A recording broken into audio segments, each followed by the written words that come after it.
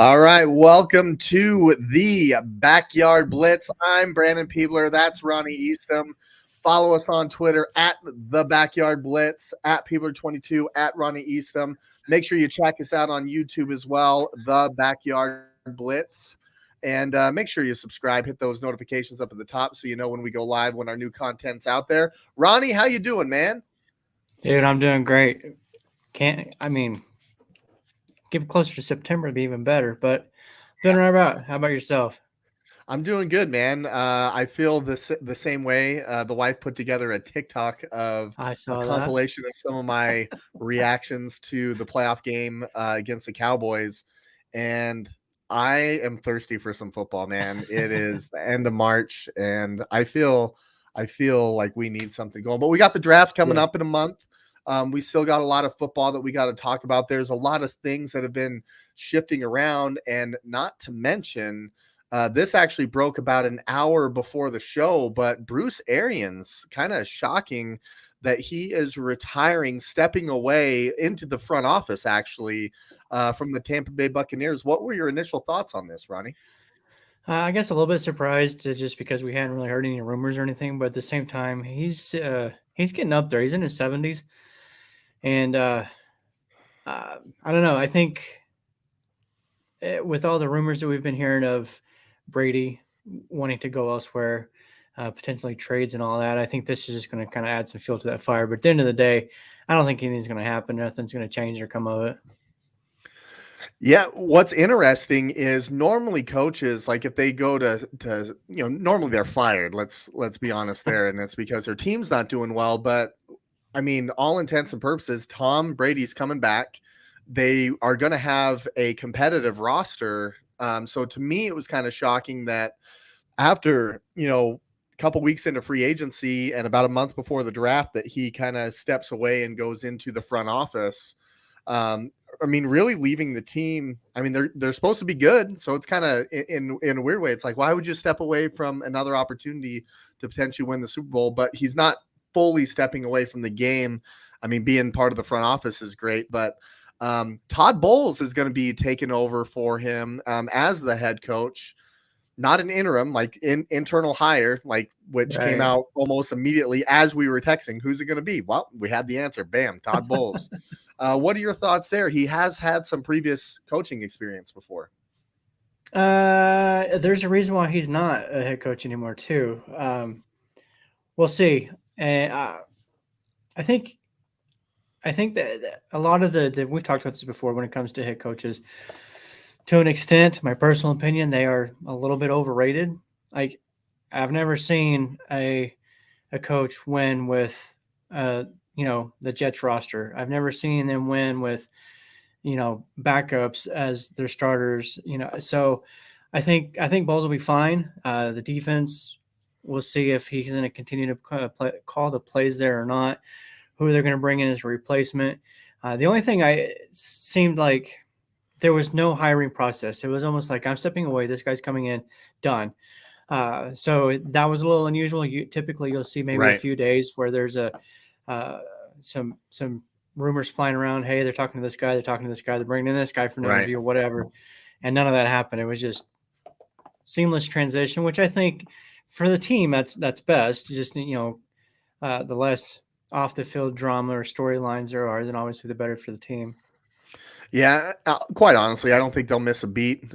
He was already their defensive coordinator. I imagine that he's going to be still calling the defensive plays as the head coach. Leftwich, he's still there, so I think he's going to be calling the offensive plays. They still got Brady. They still have all those pieces. So I think it was a good time if Bruce Arians wanted to feel like he could step away. I mean, all power to him. Like you said, he's a pretty high intensity guy. So I imagine, his age and the way that he kind of goes after it a little bit might have wore on him a little bit. Kind of makes you wonder if maybe there wasn't some potential health issues there that maybe docs told him, said, you need to, tone it down a notch or two. And he's like, I can't do that. So I'm just going to walk away from the field. And he stepped away before. He's done this before, so, and kind of come back to the game too. So, wish Bruce Arians all the luck in the world. Congratulations on, I'm not sure what front office spot he's going to have. I imagine it might be something with the roster, maybe partnering with the GM potentially, but different transition there in Tampa. But this is why we're here, Ronnie. I am really excited. We had a spicy conversation about it the other day. We got a new overtime rule, and you have a perspective. I mean, your perspective of a Buffalo Bills fan, and is really kind of why the rule got revisited to begin with, was the Kansas City Buffalo Bills game. So I would love to hear your thoughts. I know that we're going to have a great conversation. Also, anybody that's watching, feel free to jump in on this conversation, comment. We'd love to bring them up. I want to know what your thoughts are on this new overtime rule. And I mean, I guess we should probably spell it out first, is that there's a new overtime rule in the postseason only, where both teams are guaranteed a possession. So for instance, the rule previously and in the regular season right now staying the same is, if the team wins a coin toss, they can receive the ball. If they drive down and score a touchdown, game's over. If they kick a field goal, then the opposing team has an opportunity to get the ball. Well, now in the postseason, the rule has now changed. The Kansas City Buffalo Bill rule, I'm calling it, where the opposing team, if let's say Kansas City, they go down, score a touchdown, rather than the game ending right there, Buffalo would have an opportunity to get the ball, go down and score a touchdown to tie it, or the game's over if they're unable to do so. What are your thoughts on this, Ronnie? I think you're pretty positive about this one overall, because that was like the main gripe at the end. Josh Allen should have an opportunity, and now he will. Yeah, I think it's definitely a step in the right direction. And like I said the other day, my opinion on the overtime rule is not based solely on that Chiefs Bills outcome. It goes back years. I mean, I've been watching football since I was 12 years old. So, not to disclose my age, but it's been a while. We see and the I've always hated the overtime rule. So this is a step in the right direction. At the end of the day, okay, let's take that Chiefs Bills game. I do think Chiefs go down and score a touchdown, obviously, and I think Buffalo does the same. The way that game was playing out, the way the defenses were gassed, I don't think it would have made a difference. In that particular scenario, it becomes sudden death again. So we're right back to where we started. At the end of the day, ultimately, what we need is equal possessions, regardless. Start them, and this was your idea, start them at midfield rather than the 25. And other than that, follow the college rules. It's not going to elongate the game. You're taking out the kickoffs and the punts, which are considered the unsafest parts of the game. So you don't have to worry about that. I think at the end, it just makes the most sense. Equal opportunity, no matter what. Get rid of this whole sudden death theory. But it says a step in the right direction. Yeah, I think, now I mentioned to you, and this is what kind of sparked the conversation. As a fan, I love it. As a fan, we get more football. In that game particularly, I would have loved to see Josh Allen get an opportunity. As a former player and a competitor, on as far as the defensive side goes, you know that those guys are saying, you just got to get a stop. If you get a stop, we're not talking about this, right? And that goes for any one of the games. I definitely think for the entertainment value, it's huge. And we talked about it in our discussion. We have so many elite quarterbacks in the game right now. To not give one of them an opportunity at the end, like a Josh Allen in a divisional playoff game, is a travesty. It just doesn't feel right, that he's going to make the most of that opportunity if it's given to him. So my mom says right here, lost because of the toss too many times, love the new rule. That was the sentiment, and I think that was the momentum, because that was such a good game. I mean, It was such a good game, and it didn't go your way, but at the same time, phenomenal, entertaining game that felt like there was more to be had if there was another possession. And I think that was a big part of, this rule getting changed. Yeah. And there's a part of me that I think this is kind of funny and cool at the same time. This happened to Mahomes, as we know, a few years back. Right. They changed the rule for him. Right. They changed it for Allen. That's right. They changed it for the Bills people, not the Chiefs. Yeah, no, and I'll say, I do think that it's a step in the right direction, but at the end of the day, if they both go down and score, then it becomes sudden death, and then the team that won the toss would potentially get that second possession, and then we're back for square one to what the old Right. overtime rules were, right? And that's So my it's my almost only complaint with it. Yeah. yeah, and I was saying, well, then you have the opportunity, defense needs to stop them if they drive down twice on you, you deserve to lose type of thing, which I understand. I wish the college rule, except you move it to the 50, where you just kind of go back and forth, eliminate the special Yeah. teams. I think that would be great. But I have a question for you on this, and I was thinking about this, and my mind works in sometimes a little bit of a different way. I start thinking about strategy, right? Does this change the strategy of winning the toss? Because before you wanted the ball, right? If you got the toss, it was like, yes, we got the ball. We can go down and end it right now. But that's not the case now. The other team is guaranteed an opportunity. So does this change the strategy potentially in how teams are going to want the toss? Because in college, most oftentimes when they win the toss, they defer and they want to play defense first and they want to know what they need to score. And my mind started to change towards that. I was like, you know what? If you're guaranteed a possession, why wouldn't you want the opportunity to potentially stop them, get good field position, go down and kick a field goal, or they go down and kick a field goal and you say, okay, I know I'm getting the ball. I can go score a touchdown. Worst case scenario, they score a touchdown and you got to go do it anyway. But you at least know what you need to get, because I feel like that second possession, you can almost get conservative if they kick a field goal, you get down there and you could go end it potentially. But then I feel like, and we've seen in this all too many times, you get in that 25-yard range, they don't really air it out. They'll start to run the ball, be a little Yeah. bit conservative, and play that field position to get a really good chance at a field goal. Would this change your thinking about the toss and what you'd want to do in that scenario? Let's go back to the Bills and Chiefs. Would this change the scenario of what you'd want to do if you won the Well, toss? so first of all, bringing up the Chiefs and Bills game that's a case in and of itself, I think. Before I move forward with that, I'm going to go back really quick. The whole idea of the defense needs to make a stop. I get that, but why shouldn't both defenses have to make a stop? So that's my thing on that. Ooh, you're On riling me up, Ronnie. They've had 60 minutes to do it. They'd had another opportunity to do it. I know. both teams had opportunities, and neither one of them could do it. So, anyways, I think the coin toss in overtime, it's going to be a case by case basis. If you're in a defensive battle and your defenses, both sides are dominating, I think, yeah, it makes sense maybe to defer. But in the Bills Chiefs game, the way that was unfolding and the way the offenses were just going up and down the field at will, I think you want that third possession, if you will, that goes to the team that wins the coin toss.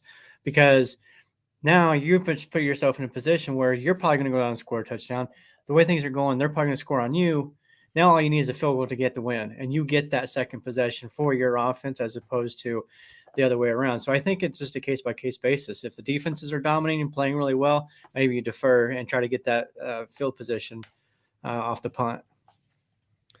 Yeah, I really think that. I mean, you're absolutely right. There's a lot of those calls that it goes into the feel of the game, right? Yeah, And with this, I mean, when you really take away that aspect of it, which is a big aspect, but you want to know what you need, right? Like just like in the college game, for a fact you're going to get that second possession. You know it. And you're at the 25-yard line, you want to know if I need a field goal or do I need a touchdown? Because it changes. It changes how you go about calling plays when you're down there.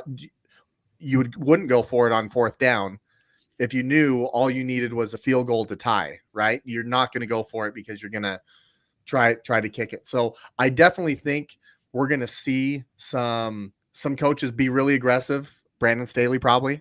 yeah, Yeah. Well, he and say, hey, I trust our defense, but if they don't get it done, at least we know what we need. And then I trust Justin Herbert. I can see that aspect of it.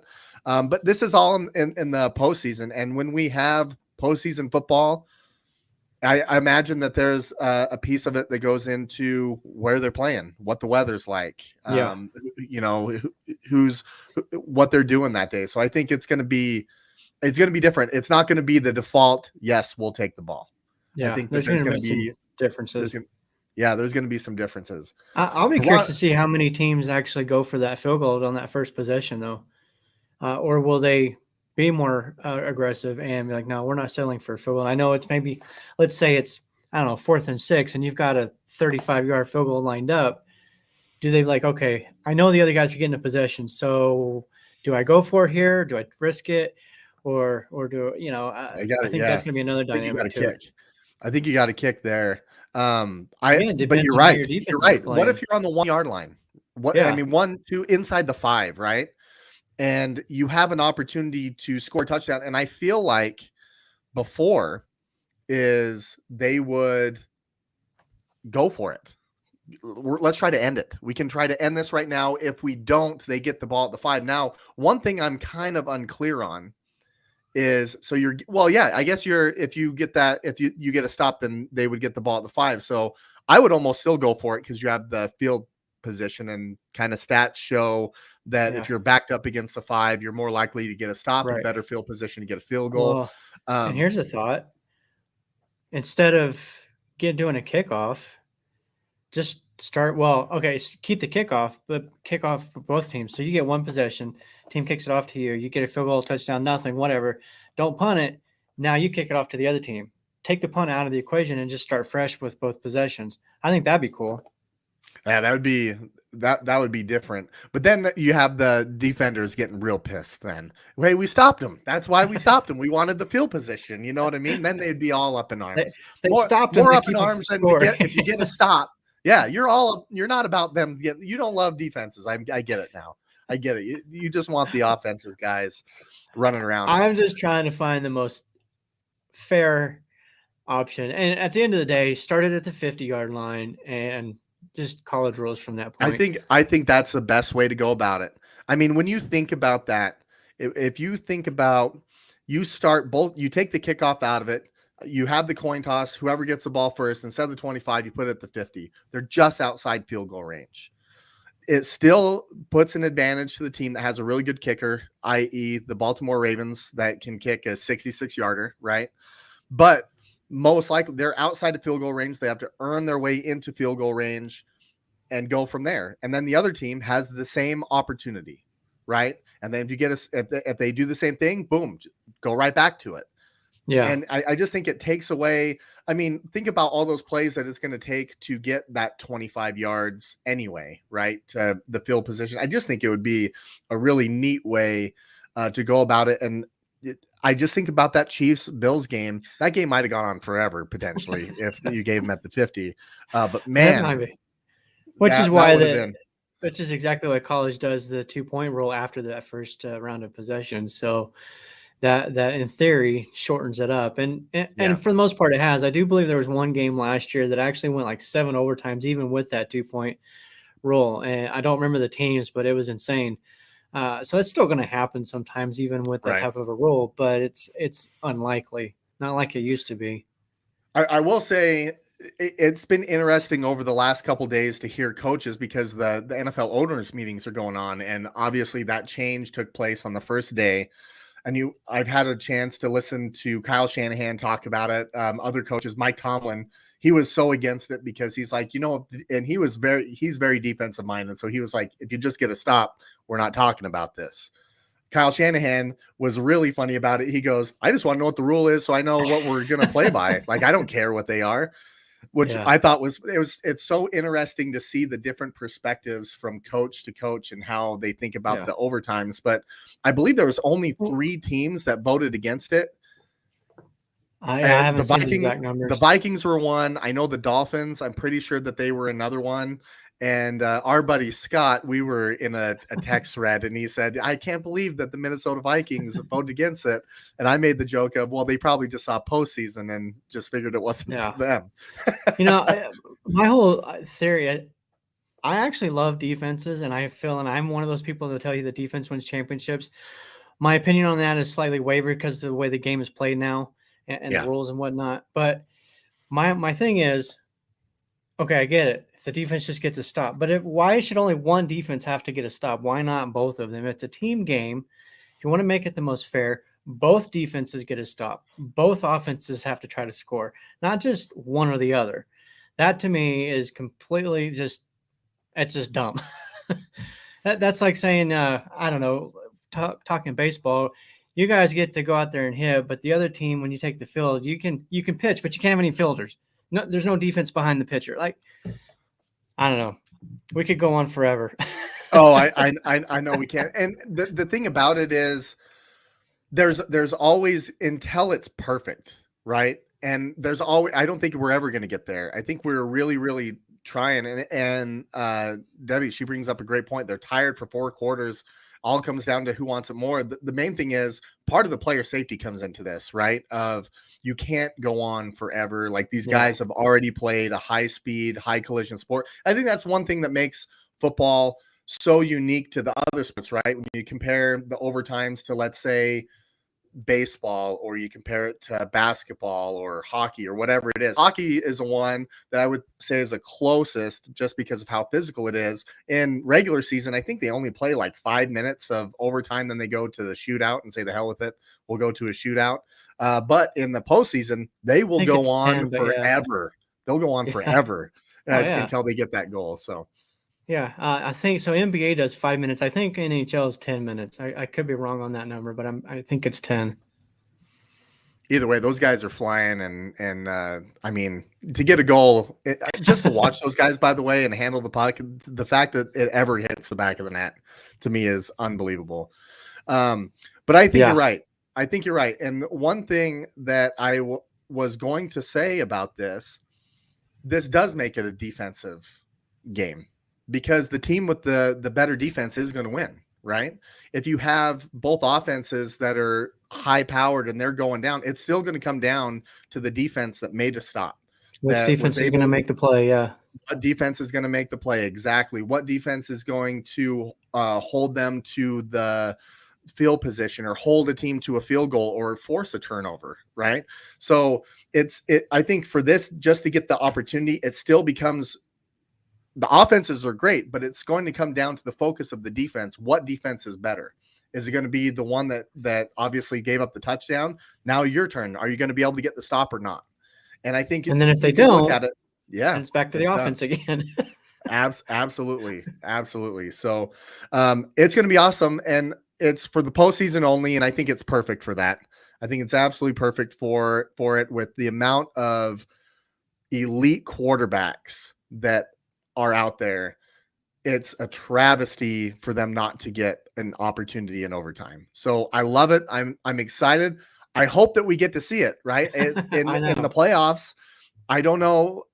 There hasn't been a lot of opportunities. I think it's like maybe one every postseason where they go down and they end it with a touchdown. And that's just been the last couple of years. I know it might be down to just a handful of times that it's happened, but it's going to be one of those things that when it happens, that game is going to be amazing. We already know it, because it's in overtime. They went down and scored a touchdown.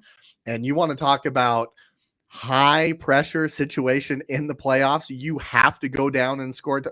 Not hopefully you go down and score a touchdown and try to end the game. No, you have to now. Yeah. Like 4th and 85, it doesn't matter. You're going to have to try to pull something out to get those are the done. types of drives to separate the good ones from the greats, for sure.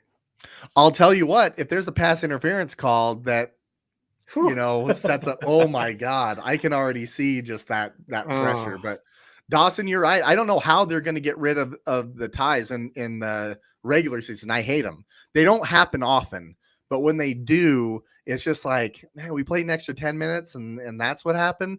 And the teams always like drag down that time too in the regular season. So I think they're going to eventually have to fix that. And maybe if it works this upcoming postseason, that it will be something that they go, okay, that was awesome. We got to have this in our regular season product. You imagine a Monday night game that goes down like to that. Yeah. That's going to be pretty cool. But yeah, I agree. Get rid of the ties. I hate them. They got to figure out a way to do that in the regular season for sure. So next up, we got the AFC West. There's been so many different things that have happened, and one recently that we haven't had the chance to talk about is Tyreek Hill. We've had so many additions to the AFC West. We've had one subtraction, And it's one that I know that, Ronnie, you were smiling from ear to ear about. This one is Tyreek Hill leaving the Kansas City Chiefs. He got traded to the Miami Dolphins, which, have fun at the beach. The only way he's ever going to buy or go to the Super Bowl is by buying a ticket, I feel like. Sorry, Dolphins fans. That's just the way that I feel. Yeah. At least with Tua there. I feel like that's going to hurt him. But how does the AFC West rank now for you? Because I feel like that's a huge hit to Kansas City. It's huge. And you said there's so that one major subtraction. I would argue there's two. Tyrann Matthew, he's not coming back. You're arguably your best defensive player and your best offensive weapon. You can consider Mahomes a weapon or not, but it's huge. I think I was kind of – so earlier today I was kind of going through their schedule as far as their opponents go. The Chiefs are playing a first-place schedule, so they've got to play Buffalo. Right. They're playing your division, so they got to take on the Rams, the Niners, the Cardinals, who I'm not really sold on the Cardinals, quite honestly, yet. But hey, it depends on when they play them. If it's the first half of the season, the Cardinals will be tough. True. At Arizona, really quick, I think they're in for a down year. I just think with the whole Kyler Murray thing, the way things played out last year and ended, the way the offseason went with Murray, lost Chandler Jones. I think the Cardinals are in for a downward spiral this coming season. This isn't about them, though. So the Chiefs have the tougher schedule between those four teams. I really think the Chiefs are going to be last. I think they're going to fall to the number 4 in that division. Now, it is quite possible that all 4 teams could still make the playoffs. So I'm not saying that they won't, but they could easily be number 4. You know, when you break down the teams, I don't think that people realize what the impact that Tyreek Hill has on that offense. Yeah. And I understand that he has like a 4-1 record without Tyreek Hill. Who they playing? Okay. Like, I mean, I want to know who they're playing. The main thing is it changes the way that you have to defend them. It changes the way that you can go and attack. You can play press man coverage because you're not afraid of his speed anymore.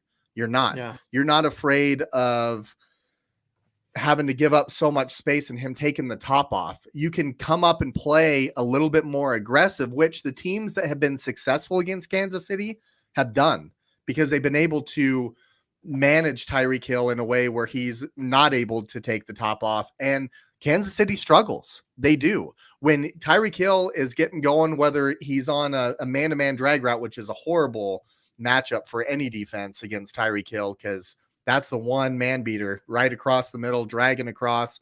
And that's what hurt Buffalo and many teams when they play against the Kansas City Chiefs is he takes a quick slant or a drag and he takes it 65 for a touchdown. Yeah. You don't have to worry about that anymore. You don't. Tyreek Hill's gone.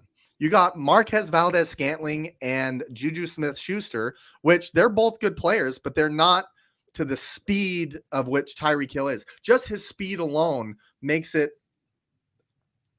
more available for a Travis Kelce over the middle. He's got more room to work with because those safeties are so deep. Now they're up a little bit more. I think it's going to change that. And to your point, Ronnie, I don't think people realize the impact that it's going to have. But I think your argument of, yep, they could be 4th in that division very easily because I think the Raiders have a more complete team right now with their pass rushers. I think the Chargers have a more complete team with their offense and pass rushers. And if you look at what Denver's done, they were not that far away. They added a really good quarterback to a really good defense and a team that can pound the ball. I think Kansas City's going to get smacked in the mouth next year. And I said this at the beginning of last year. We saw Kansas City go. What were they? 3-5 or 4-5 early on in the season, and then came back and went on a run. They struggled in the early parts of last year too. And I just think that without that dynamic speed from Tyreek Hill, it's a completely different offense. They're not going to be able to gun it down the field and have all that space because it's just simply not there because he's not taking the top off. Yeah, I absolutely agree. Even like Kelce, he's not going to be able to operate the same way as before. And yes, Mecole Hardman has similar speed. He's not quite Tyreek Hill's speed, but he's fast. But he doesn't have the route running that Hill has. So, I mean, we've seen Olympic sprinters in the NFL all the time. The Raiders are notorious for drafting speed guys. That doesn't always work out. But when Right. you pair that with some route running ability, that makes a huge difference. And that's what you get It with does. McCole Hardman. He can run, sure, but he doesn't have that that route, the route tree down the way that Hill could master that thing. So I think it's going to huge impact to them. And like I said, without Tyrann in the backfield of that defense too, it's not going to be pretty. It's not. I mean, in fact, when they were playing Buffalo, I believe Matthew came out of that game early with an injury, and that's kind of when Buffalo just started shredding them. So I think that's going to be a huge loss too. He was the centerpiece of that secondary. Yeah. And they didn't just lose Matthew; they also lost Daniel Sorensen, who I do not have a ton of respect for as a safety in the NFL. But I've heard that nonetheless, from Chiefs fans too. they also lost. Oh gosh, his first name Shadavius Ward. Oh, yeah. To the Niners with Shavarius. Shavarius to the Niners. So they're already so 3 pieces of their secondary gone. They're having to replace. Okay. And they already couldn't hardly stop anyone. Yeah, and not only that, but now they're gonna have to like the receivers. Tyreek Hill's gone. They lost some pieces. Okay. Yeah. And that's the thing. The NFL is built to have teams at the top for a amount of time and have all this parity. Well, the Chiefs have been up there for a while. And I think we're starting to see some of those pieces go. We'll have to see. This is the year I want to see how good Patrick Mahomes really is. He's gotten a lot of credit for how that offense is run, right? With the way that he can sling it around. But now that he doesn't have Tyreek Hill, I think he's going to have to rely on being a lot more accurate, being able to hit the ball or hit the back foot and throw the ball. Their play caller, Eric Bieniemy, he's going to have to call some runs and some play actions and some boots. They're going to have to play it a little bit more, not like the way that they were playing arena football. They're going to have to play it a little bit more like the rest of the world.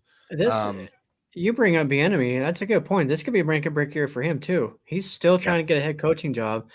And regardless of what your opinion is or what you believe is the reason he hasn't yet, part of that from what I've heard is that's all Mahomes. It's all that offense. It's all the Chiefs and Andy Reid. Bieniemy's just kind of filling in the spot and carrying a title. So we're going to see, I think, this year if he can be more creative and if he can get more out of that receiving core than what we think that they can get without Hill in the game. But I also want to touch on this is one of the things that I love about the Buffalo Bills roster is, knock on wood, we haven't had anybody just yet since McDermott came in that just like, I just want more money. Give me more money or I'm out.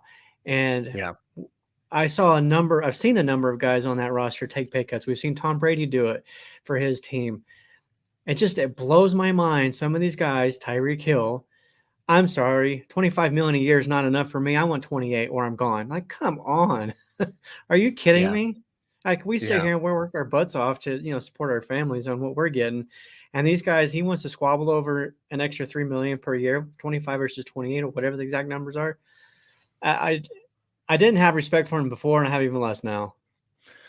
I think the big thing that comes to that is for a receiver, you're only as good as your quarterback. I mean, and a lot of receivers will tell you that there's a connection that you have with your quarterback. I don't understand. And this is coming from the player side of me. I don't understand why you'd want to leave that situation of the Chiefs. Yeah. Like you're in the playoffs every single year. You help make that offense. You have one of the best young quarterbacks in the game that's there. Why in the world are you going to go to Miami where you have a huge question mark at quarterback? He's a lefty. And you have a new head coach and they're trying to rebuild stuff down there. I get you want to be part of that. But he does not have the arm that Patrick Mahomes does. Not even close. Okay. Not even close. We saw the memes of the old showing Tebow here, the ball coming out. We've seen that from Tua. That's not that far off. So to me, I definitely think that that's a big, I don't understand that as well. I can understand it more from a quarterback because the team goes through the quarterback. I get that to an extent. But Aaron Rodgers, wanting the money that he wanted, lost Devontae Adams, right? Even though that they were able to offer Devontae Adams an enormous amount of money, it pissed Davante Adams off enough where he was like, we're going to lose pieces. We're going to lose pieces. I'm going to go somewhere else that has everything else. And Derek Carr is going to get his money as well. But I imagine that he's smart enough to know and gone through what he's already gone through to try to get a playoff victory in his career, just period, that he's going to say, I just want pieces around me. Well, and I think the Davante Adams situation is different in the way that whole thing transpired, dating back to even last year when they franchised him a season ago, and then they franchised him again, and then they're giving all this attention to Aaron Rodgers and signing this big contract. I don't think with Adams it was about the money. I think it was one, he wanted to go play with his friend who he went to college with and spent 2 years, so I get that.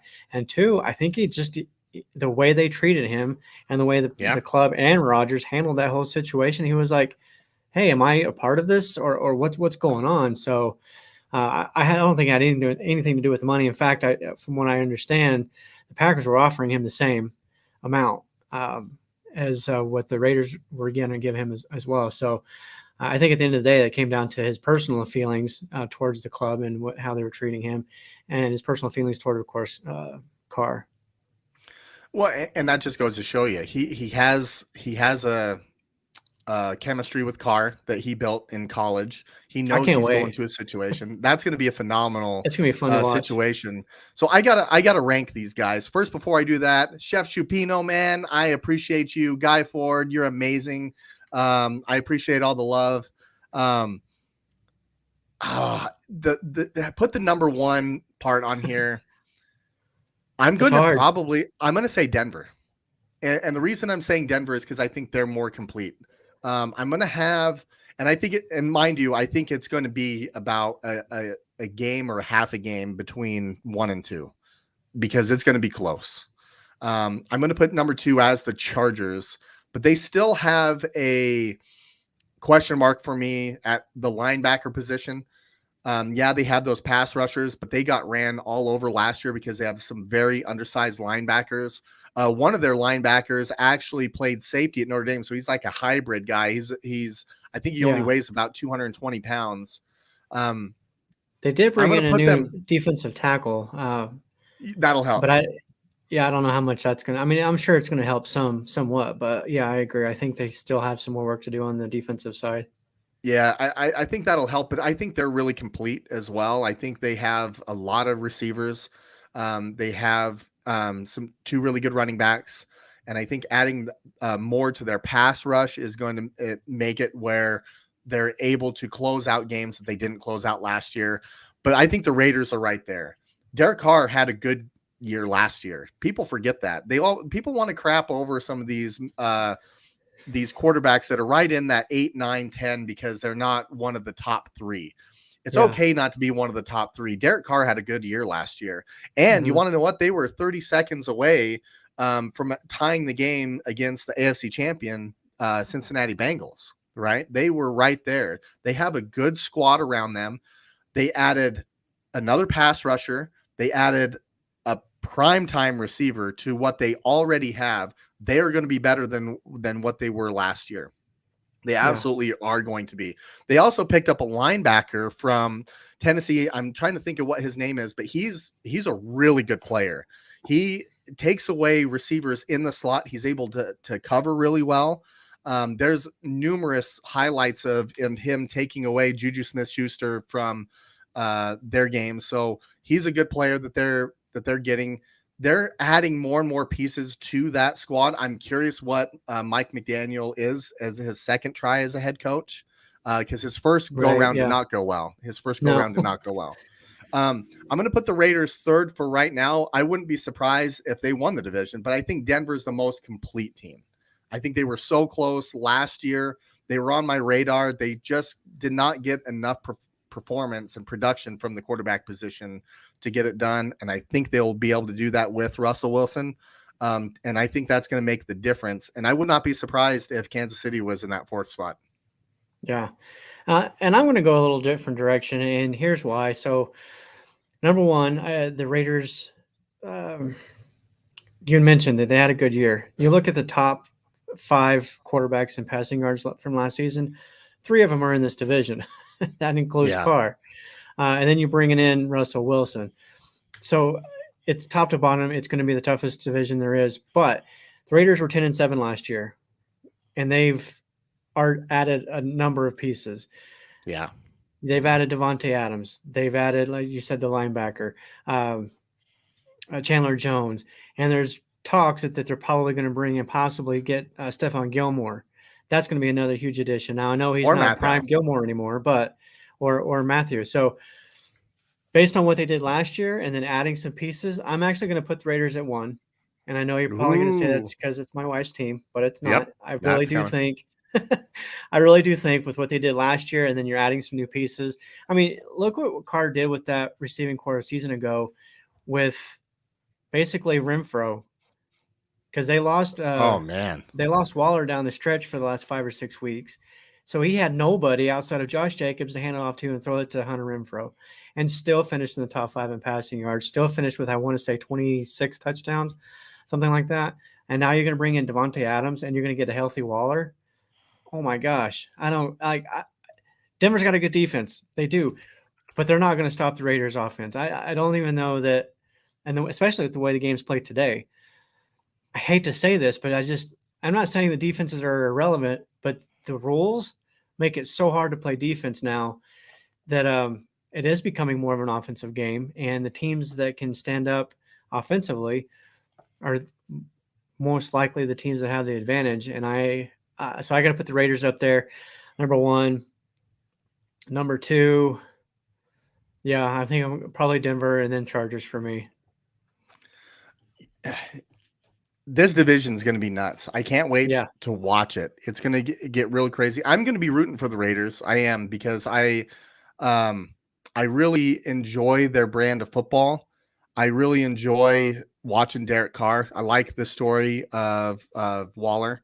And Yeah. just thinking, when you mentioned Hunter Renfro, and then the addition of Devontae Adams to that offense, they still have Kenyon Drake and Josh Jacobs in the backfield. They're going to be potent. They're going to be really tough to beat, I think they especially might have the best offensively. offense in that division. And this might be a little spoiler, and I don't know if you've gotten this far, but I'm going to ask you. So Ronnie's putting together his fantasy football list, as far as who ranked where, right? Player Have rankings, you looked? yeah. Yeah, your fantasy football rankings. Where do you have Hunter Renfro on this list? Because I imagine that the additions are going to get him some targets, because they're not going to be able to just focus on Renfro like teams were trying to, and he was still having a ton of production. I can foresee him having, this is going to be a bold statement, but a Cooper Kupp kind of like year, where he's able to get free along the middle and have some favorable matchups, and what that offense is able to do because of somebody like Devontae Adams on the outside, much like Kupp was able to get when they had OBJ on the outside. Because you have to match up against OBJ. You have to match up against Devontae Adams. You have to match up against Waller. That's going to be tough. Are you going to bring in a nickel back to do it? Are you going to try to bring a safety on Waller? How does that affect your rankings right now as far as fantasy football goes? So I haven't completed that just yet. Been working on it the last couple of days, but here's my theory on it is I don't know that he's going to necessarily get a lot of touchdowns, because I think when they get down in the red zone, that's going to be Waller and Adams all day long. It's between the 20s, though, where I think Renfro is going to get his money at, a la Wes Welker or an Edelman type. I could easily see him having 110, 120 receptions.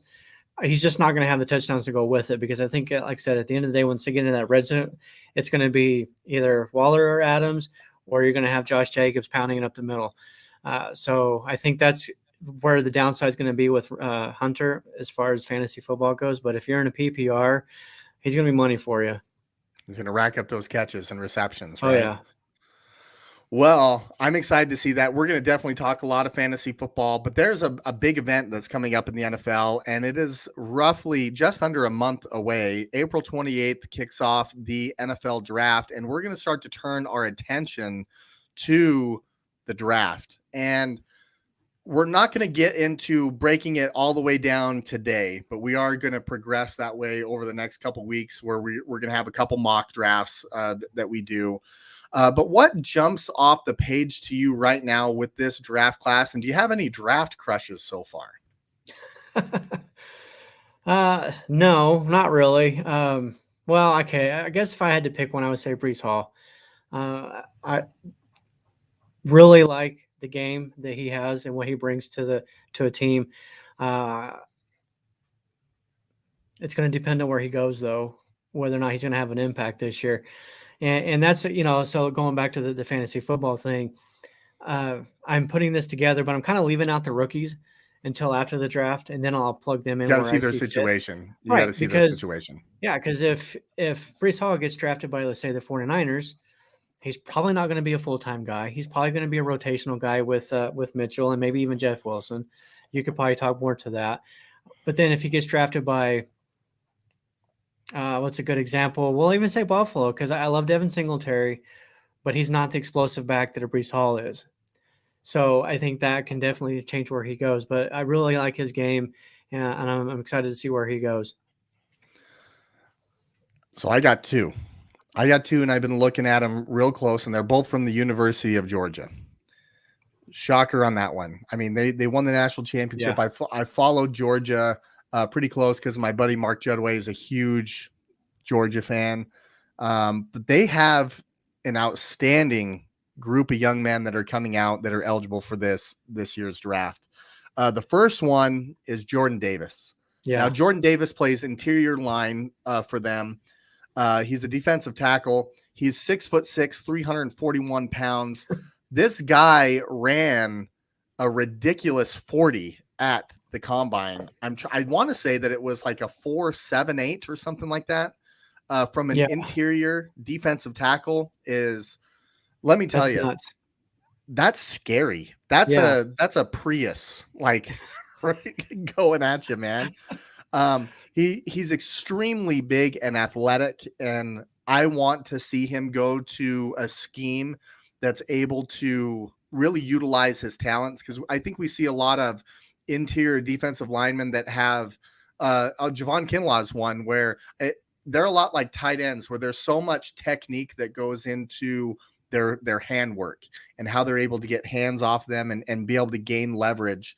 And usually there's a really steep learning curve, but with a talent like Jordan Davis, I think that he can have a really big rookie year.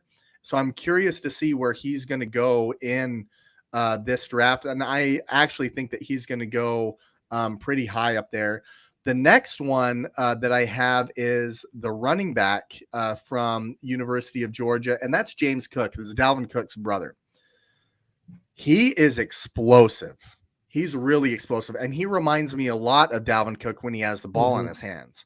And I think if he gets into the right scheme, matter of fact, you mentioned San Francisco, I don't know if they're going to be in the running back market or not. It wouldn't surprise me, because right now they have four, and usually they like to bring in some competition. That fourth person right now is Hasty, and he was an undrafted guy out of Baylor, I believe.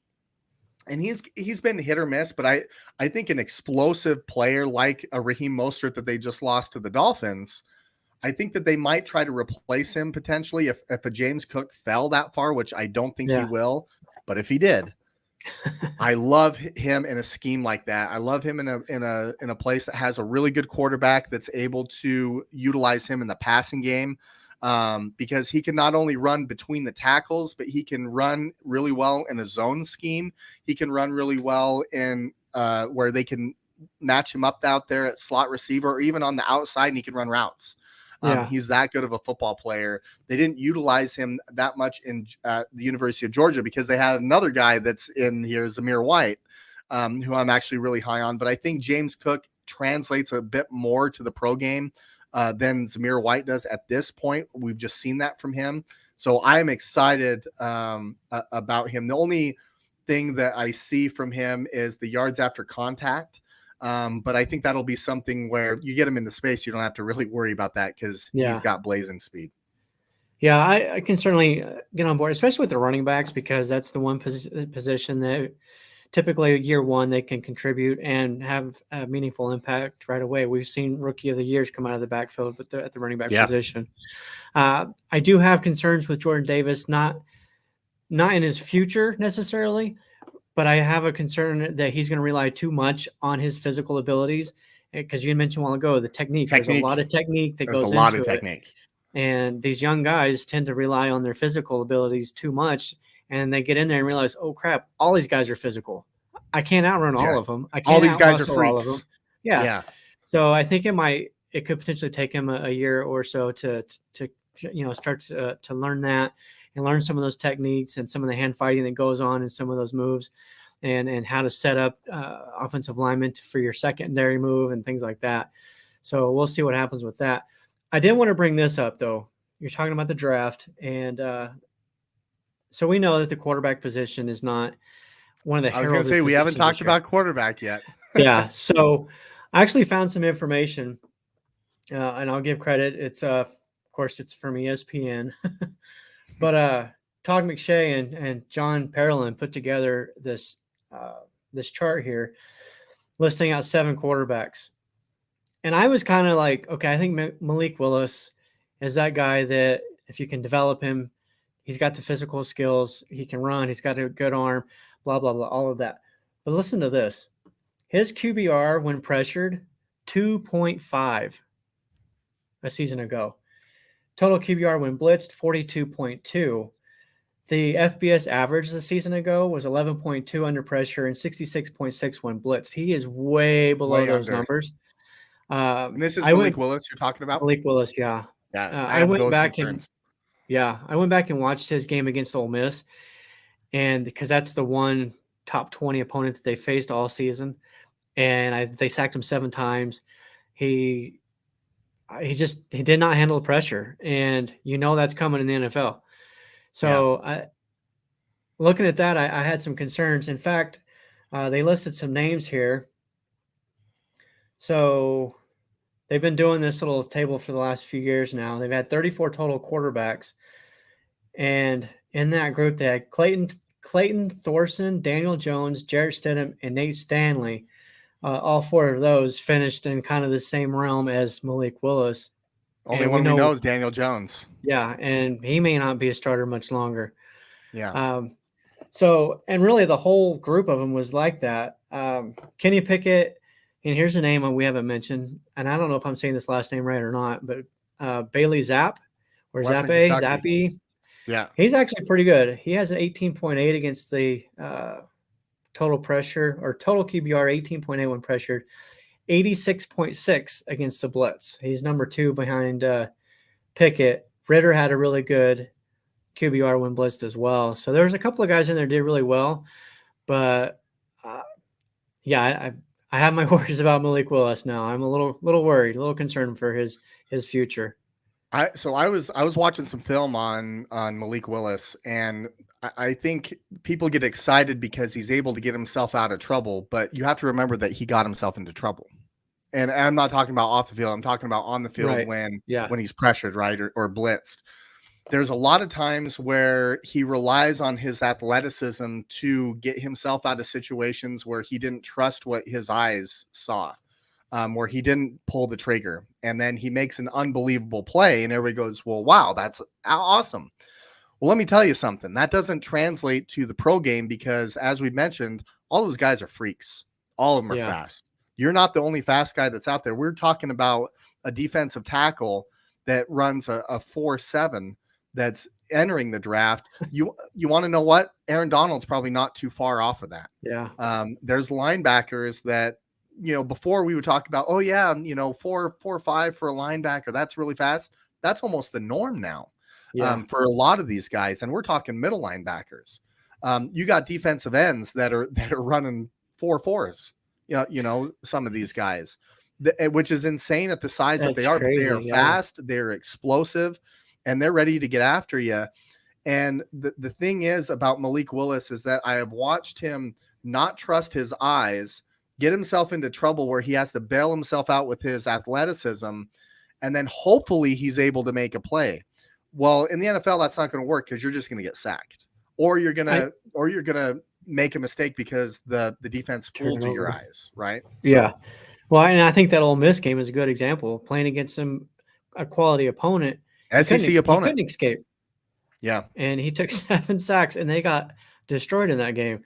So, yeah, I'm worried about him. I don't know.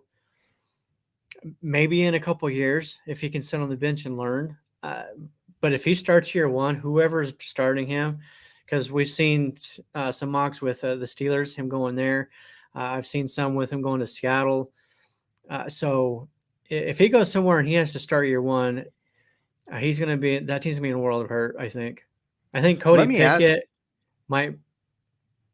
might be all right. He doesn't have some of the physical assets that some of these other quarterbacks like a Mahomes or an Allen has, but he seems to be the one that upstairs has the most capability of this group. Now, we have mentioned that this particular group, and this, we're not here to like slight them and say, hey, they're bad football players and none of them can turn out to be excellent pros. We're just trying to take from, let's say, last year's crop of quarterbacks.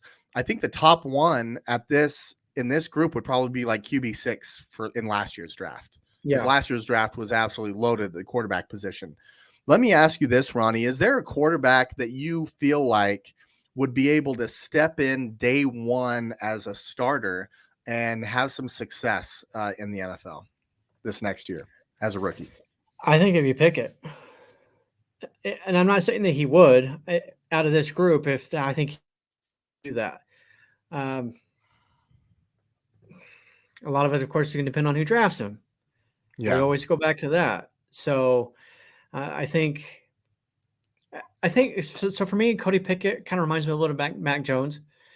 Good at football IQ, good smarts, okay physical ability. I mean, obviously, you played quarterback. You got to have some kind of arm, right? Yeah. So if he's on a good team, has good people around him, which likely is not going to happen. But if a team has the opportunity to draft him where he can sit and learn, it's obviously going to be ideal for any of these guys, I think. But if he has to start year one, I think Pickett's going to be your best choice. Now, I've seen mock drafts and I've tried to put together mine, and I'll tell you, it's an absolute crapshoot right now when it It comes really to is. who's selecting quarterbacks and who's going where right now, because it's such a deep group of players, but there's not a ton of them that really stand out as, hey, this is the guy. You know, if you're sitting at number 9, this is your guy. That isn't there this year, at least from what I can tell so far. Compared to other drafts, you know, obviously somebody's going to select somebody at number 9. What I'm trying to say is, at least at the quarterback position here, I can foresee not a quarterback going in the first round. I can see maybe one. I can see a number of different scenarios. I can see up to 3 or 4 maybe going in the first round. It's so hard to pick. Last year we knew that there was going to be, 3 or 4 guys within the first 7 picks that were going to be quarterbacks. We knew that, and how that affects the draft, right? Then you can start to say, okay, well, these teams need X, Y, or Z. With this one, you got Philadelphia that has 3 picks that are sitting right there, I believe, at 17, 18, and 20, I want to say. I could be wrong, but they're pretty close together. I can make an argument that they could draft a quarterback. I can make an argument that they won't. I can make an argument that Pittsburgh could draft a quarterback, or they might wait into the second round and draft one. I know a lot of Steelers fans, Jeff Lamb in particular, one of the fans of the show, he's really high on Malik Willis. I can see Malik Willis going early. I can see him dropping late into round 1. So what are your thoughts? Who do you think is going to be the first quarterback taken out of this group? The first one taken? Yeah, I think if you it want will to be give me the Pickett. lottery numbers too, that would be great. So here's my theory on this. Initially, we were saying this could be the first time in a while that we haven't had a quarterback taken in the first round. Now we've seen their pro days. We've seen the combines. A number of them put up some good shows. They did well. They didn't necessarily wow anybody other than Malik Willis. Here's my thought, though. We know that this draft is deep in wide receivers. We know it's deep on the offensive and defensive lines. Running backs typically last into the second or third round as well, and you can find good ones even later than that. because of the depth at all these other positions, I would not be shocked if we have 4 or 5 quarterbacks go in the first round, because teams can look at it like, well, let me go ahead and grab this guy now, and then I can pick up my wide receiver and my offensive lineman and my defensive lineman I need in the second, third, and fourth rounds, and then maybe there's a running back out there in the fifth round that I can grab. So for that reason, I would not be shocked if we have 4 or 5. And if you wanted to ask me right now, I think the first one, just kind of looking at the draft order, man, it could be the Giants. You got the Giants and Carolina at 5 and 6. Carolina is still a possible destination for Garoppolo. So if that happens, I think Carolina's out of the running. So that would put us with the Giants, and then probably Atlanta would be the next option at 8. Who do you think I think Malik is going to be the first one that goes first. I think he's going to be the first. I wouldn't be surprised if Desmond Ridder jumped up and somebody traded up to get him because they wanted to make sure. I wouldn't be surprised at that at all. I think you're absolutely right, though. I think you hit the nail on the head. I think your mid-round draft picks in this particular draft are actually more valuable than they have been in the past. And I don't think your first rounders are as valuable as they have been in the past, which makes this such a difficult draft to go off of. We will, by the way, those that have been asking, last year, I did a mock draft challenge. We are going to have that again for the first round only. I will be shocked if we get 5 correct in this year's mock draft. Last year, we had some really, really good one. I think we had 89 submissions last year. So I'm hoping that we get that. We will talk about, Ronnie and I are going to figure out a prize. We'll have one solidified by next week that we can kind of start to advertise a little bit, but we will have that. But I'm going to tell you, I can see Malik Willis going early to a team like Carolina. They're used to having a quarterback there that has athletic ability. The Commanders are another team that I think, I don't think that they will trade up, but I wouldn't be shocked. They're in a good position with Carson Wentz there. I wouldn't be shocked if they took a quarterback. I wouldn't be, because they have the ability to. They have Taylor Heineke. Why not? Why wouldn't you add another guy to that room that at least has the ability to sit? Because this is one of those groups that I think would benefit a kid to kind of sit back and watch the program for at least a year. I wouldn't be shocked if Philadelphia picked one. I wouldn't be shocked. Obviously, Pittsburgh takes one. I think even have Minnesota at 12 could potentially grab one. Yeah. I mean, Cousins isn't getting any younger, and his contract certainly isn't getting any smaller. Or cheaper. Exactly. That's my point. He's just on a 1-year deal, right? Going into this year. So he won't be under contract most likely unless they do some sort of deal with him. So I think that's a good spot. Absolutely. I think that would be a good spot for one of these rookies where he could sit for a year. I don't know. And then you've got maybe Miami. I don't know.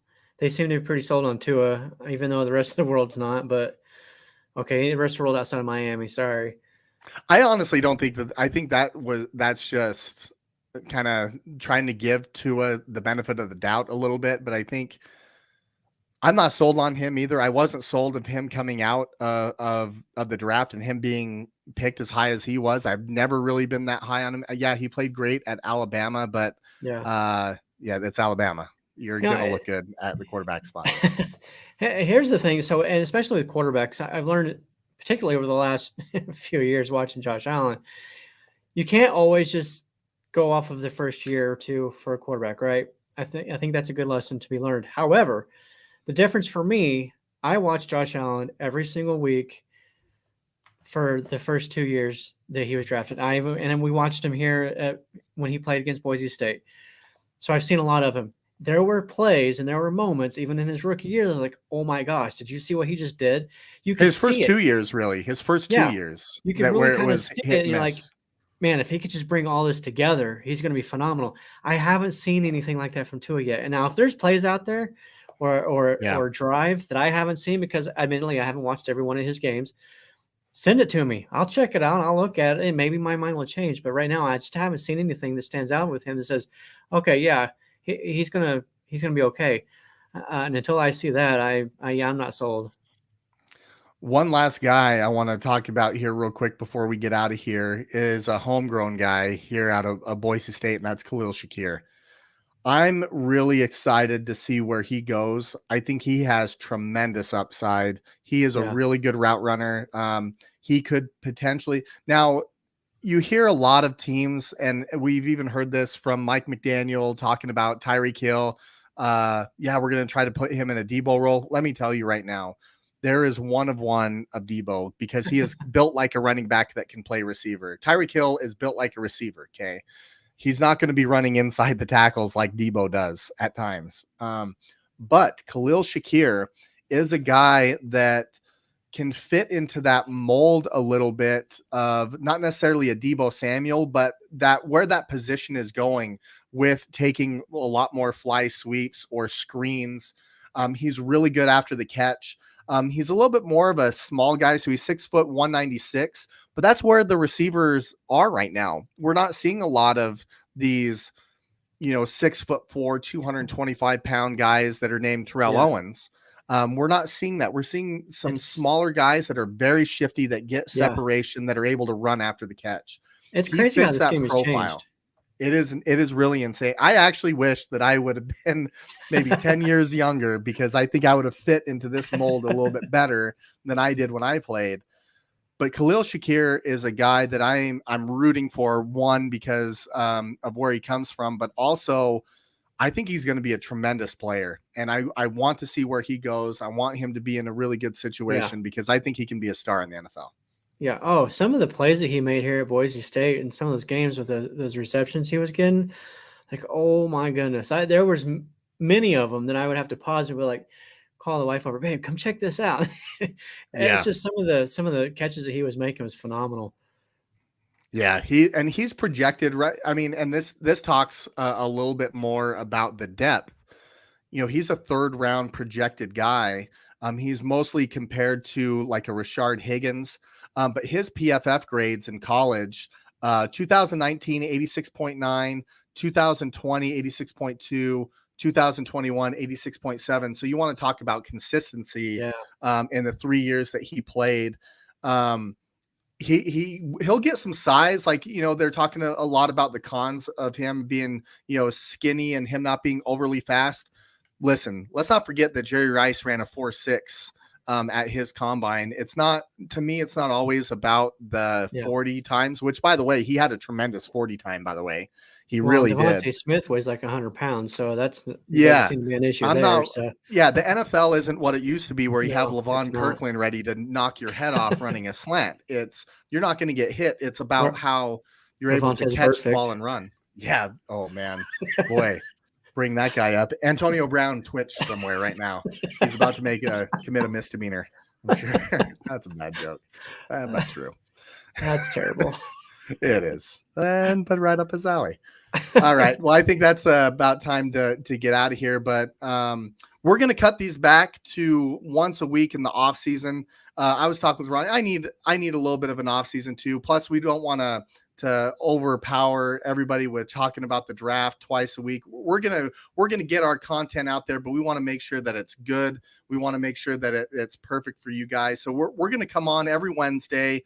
8 p.m. is going to be our time slot until we get to the season. Then we're committed to Monday nights and Thursday nights right after the games to break down those and make our picks and all that stuff, which I'm really excited about, Ronnie. Yeah, Our I picks, cannot wait. because that was fun just in the postseason. But by the way, Dawson, if you're still watching, get playing your Madden game, please. And Scott, get playing your Madden game. I'm waiting for you guys. Sorry, We have a the Scott issue is on me. I still haven't sent the invitation. I good totally spaced it today, but right after this, Ronnie, yeah, get him in I'll there. get that. He bought the game, which was a stretch for him. Okay, he he needs to be out there. Well, we'll get him added. Well, we'll be back next Wednesday. I hope between that time, Ronnie and we played our game, so we can talk some smack on here. But we're gonna break down a little bit more of the draft, get a little bit more deeper in the weeds with it. Obviously, we'll probably have some more news that we break, but until then, Ronnie, we're out, and I hope you guys all have a great week. Yeah, you guys have a good one. We're out of here.